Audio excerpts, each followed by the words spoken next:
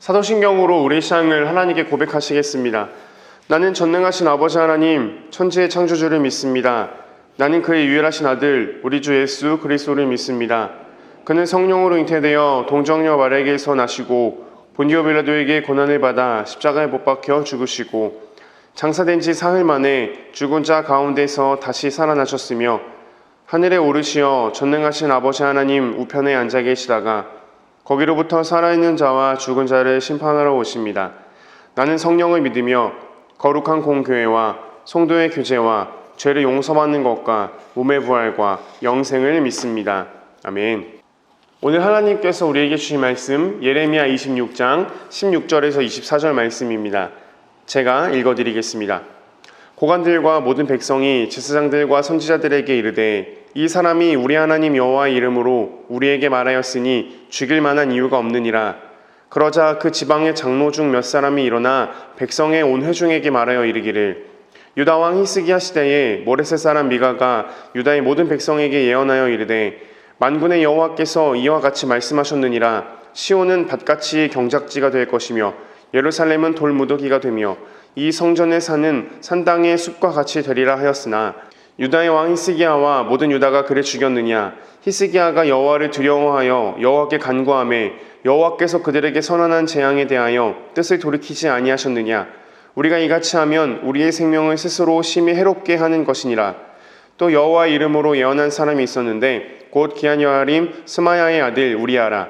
그가 예레미야의 모든 말과 같이 이 성과 이 땅에 경고하여 예언하매 여호야김의 왕과 그의 모든 용사와 모든 고관이 그의 말을 듣고서 왕이 그를 죽이려 하매 우리아가 그 말을 듣고 두려워 애굽으로 도망하여 간지라.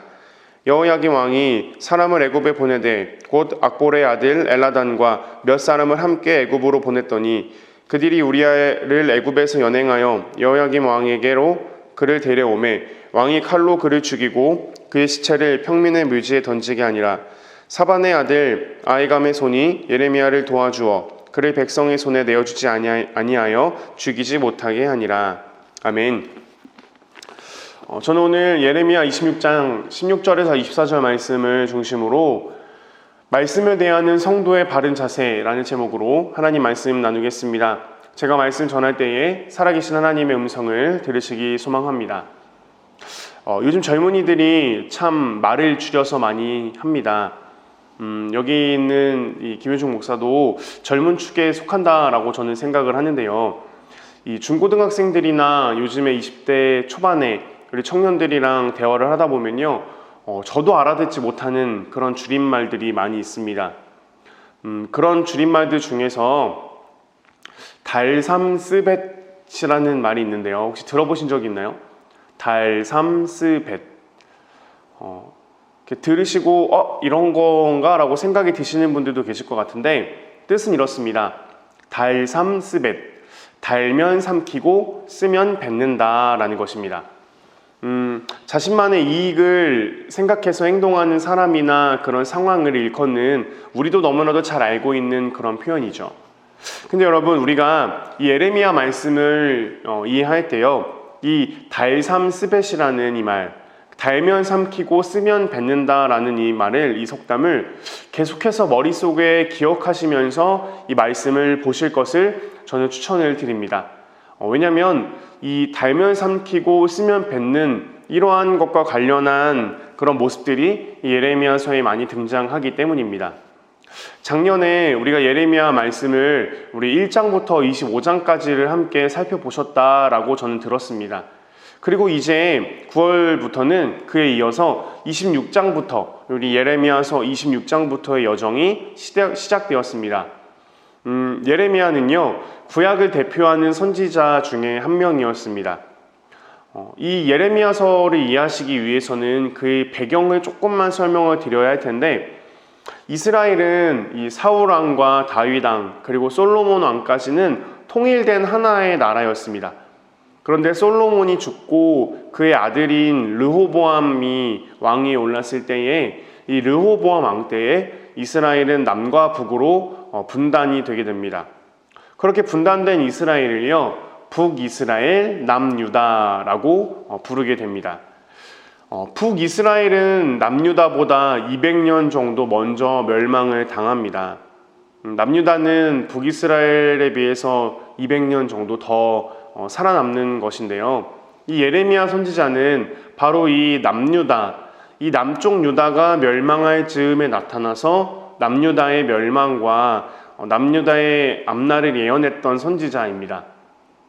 그래서 여러분들 이 예레미야서를 읽으실 때 이 예레미야 성경에서 나오는 유다라는 말과 이스라엘이라는 말은요, 이 남쪽 유다, 이 남쪽 이스라엘을 가리키는 말이다라고 생각하시면 됩니다.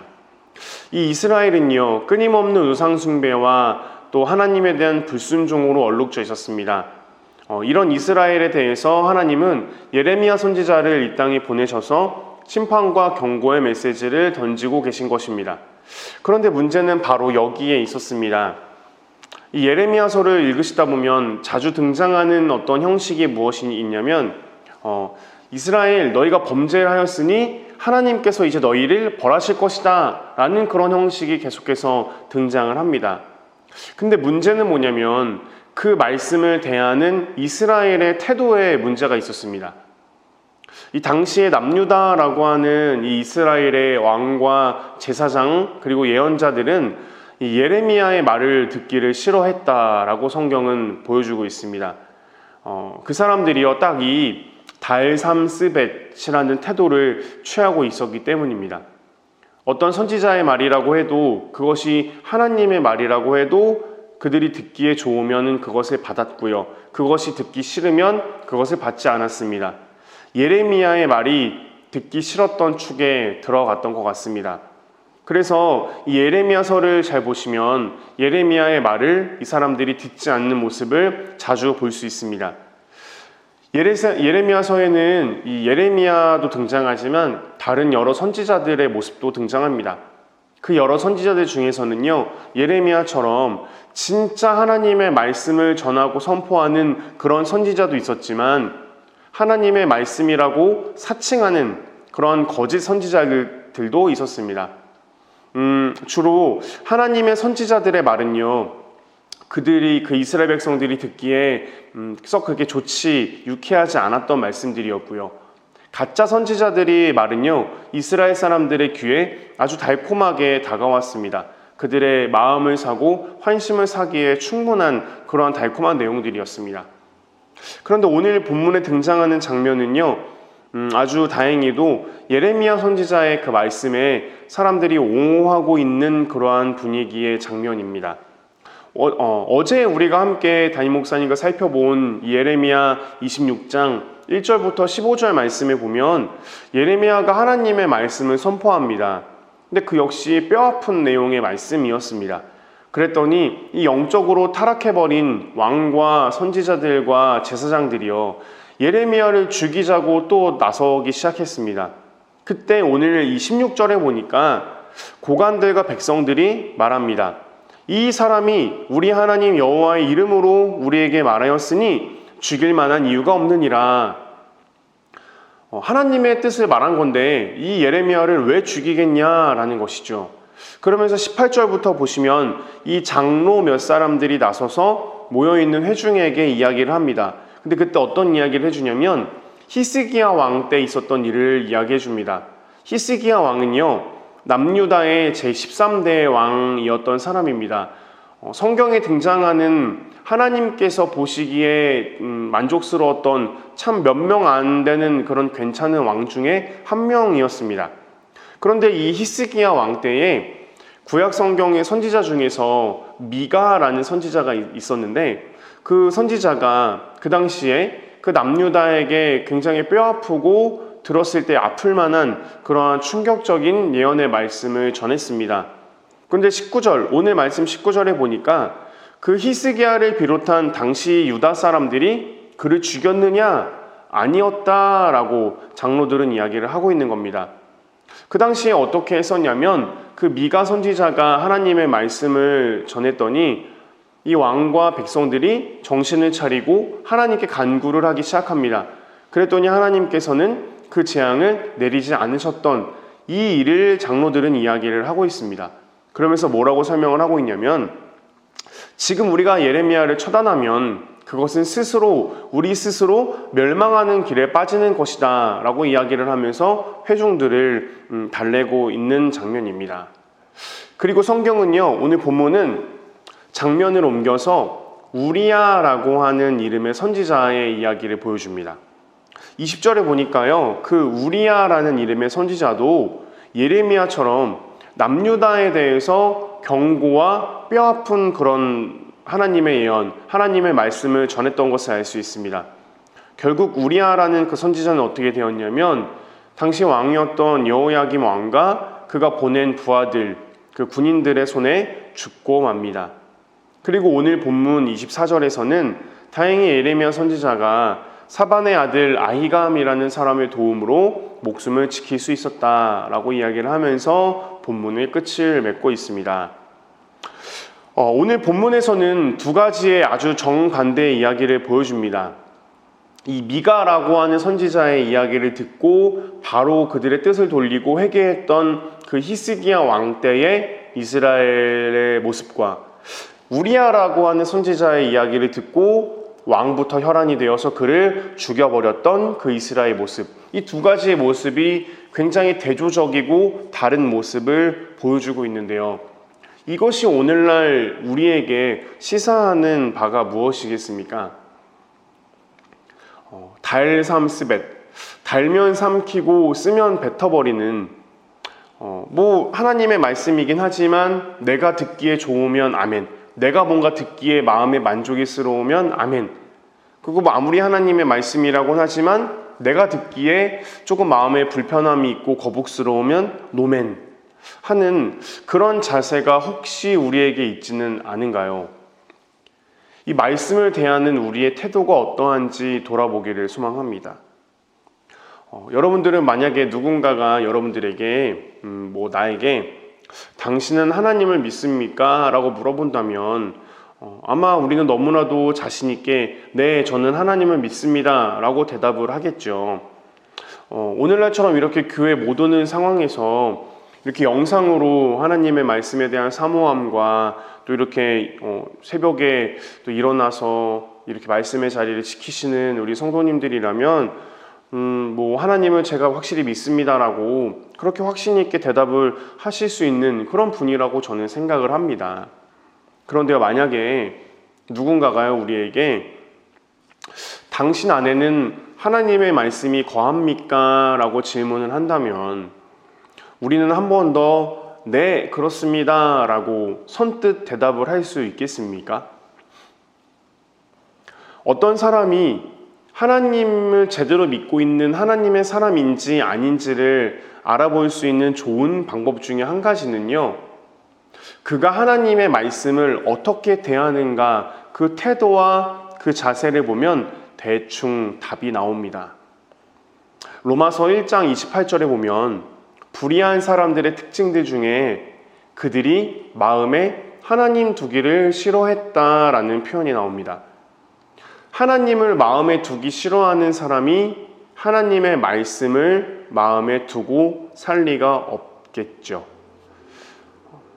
귀에 듣기 좋은 말씀, 눈에 보기 좋은 말씀을 카톡에 푸사로도 해놓고 핸드폰 배경으로도 해놓고 그렇게 여러 가지 핸드폰에도 저장도 해놓고 하고 있겠지만 내가 듣기 부담스러운 말씀은 그 아무리 하나님의 말씀이라고 한들 달삼스벳, 달면 삼키고 쓰면 뱉는, 혹시 내가 그런 태도를 갖고 있지는 않았는지 돌아보기를 소망합니다. 그리고 이렇게 말씀을 사모하여 영상 앞에 모여 계신 우리 성도님들, 입에 쓴 약이 몸에도 좋다고 하지요.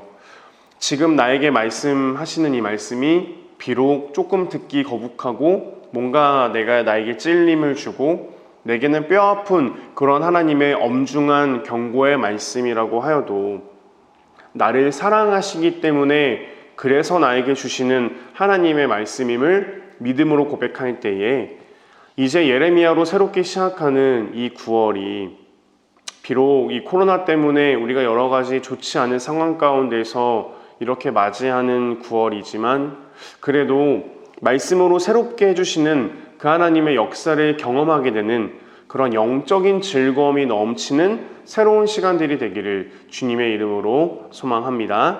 아멘. 우리 이 시간에 함께 기도하겠습니다. 사랑의 주님 감사합니다. 하나님, 우리에게 하나님의 말씀을 들려주심을 감사하고 우리가 그 하나님의 말씀에 아멘으로 화답하며 순종하며 들을 수 있게 하심을 감사합니다. 그런데 하나님, 오늘 우리가 말씀에서 살펴본 것처럼 하나님의 어떠한 말씀에 대하여서 내가 듣기에 좋으면 그것을 받고 내 마음에 부담스럽고 거리끼면 그것을 받지 않는 그러한 미련한 태도가 우리 가운데는 혹시 없었는가? 말씀에 나를 비춰보고 나를 돌아봅니다.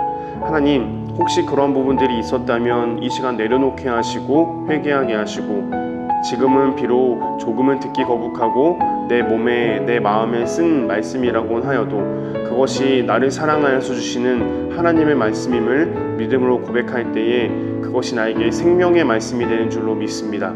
그렇게 믿고 다짐하는 우리 성도들의 주님, 이 결단을 주님 받아주시고 오늘 하루 살아갈 때에 또한 이 구원을 하나님의 말씀으로 살아갈 때에 새롭게 하시는 하나님의 은혜들을 경험하는 귀한 우리 사랑하는 성도님들의 삶 될 수 있도록 주님이 인도하여 주시옵소서. 그렇게 일하실 주님을 찬양합니다. 예수님의 이름으로 기도합니다. 이 시간 계속해서 기도하실 때에 하나님, 나에게 말씀하여 주시옵소서. 내 안에 하나님의 말씀이 거하기 원합니다. 말씀으로 나를 새롭게 하시고 내가 말씀에 순종하며 살아가는 그런 내가 되게 하여 주시옵소서라고 우리 시간 함께 기도하며 나아가시겠습니다. 기도하겠습니다. 사랑의 주님 감사합니다. 하나님, 나에게 말씀하여 주심을 감사하고 하나님의 고귀한 말씀과 하나님의 그 뜻을 내가 조금이나마 알고 깨닫도록 주님 그렇게 인도하신 하나님의 이름을 찬양합니다. 하나님, 나에게는 혹시 달면 삼키고 쓰면 뱉어